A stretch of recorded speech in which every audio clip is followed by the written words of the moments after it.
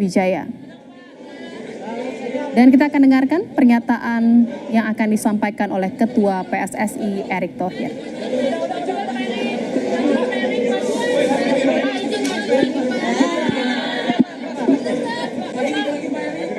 Enggak.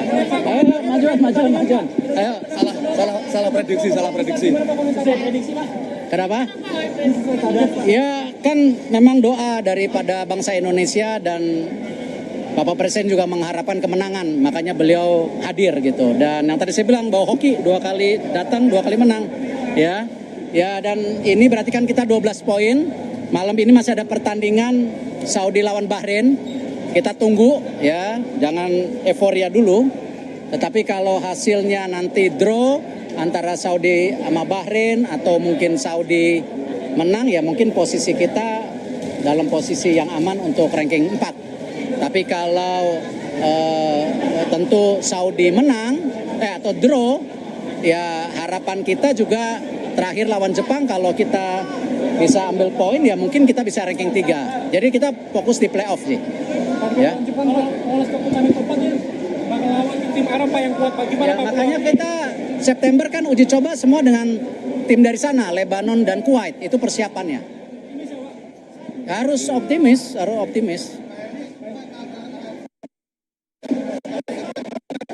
Ya, nanti kalau memang jatahnya Qatar Saudi tuan rumah ya kita siapa takut kan? Kita harus datang ya rebut bendera di sana gitu.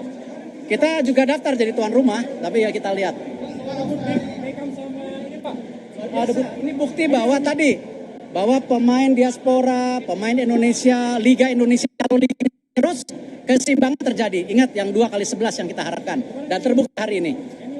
Emil bagus tadi, hampir dia nyelamatin di ujung ya. Makasih ya semua. Selamat Idul Adha. Pemain nanti ada surprise dari Bapak Presiden. Besok yang lain. Saudara, baru saja kita dengarkan keterangan pers yang jaga Pak Prabowo. Sepak bola. Iya, mau yang terbaik lah. Ini ada panitia Piala Presiden kalau mau bicara. Jangan. Buat kapan mulainya? Juli.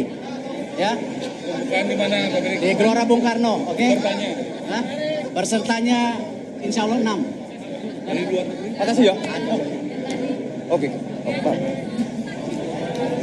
Jaga kesehatan, jagain Pak Prabowo. Beneran? Iya, jagain Pak Prabowo, jaga kesehatan. Makasih ya semuanya ya. Selamat Idul Adha. Udah. kita baru saja mendengarkan pernyataan pers yang disampaikan oleh Ketua PSSI Erick Thohir.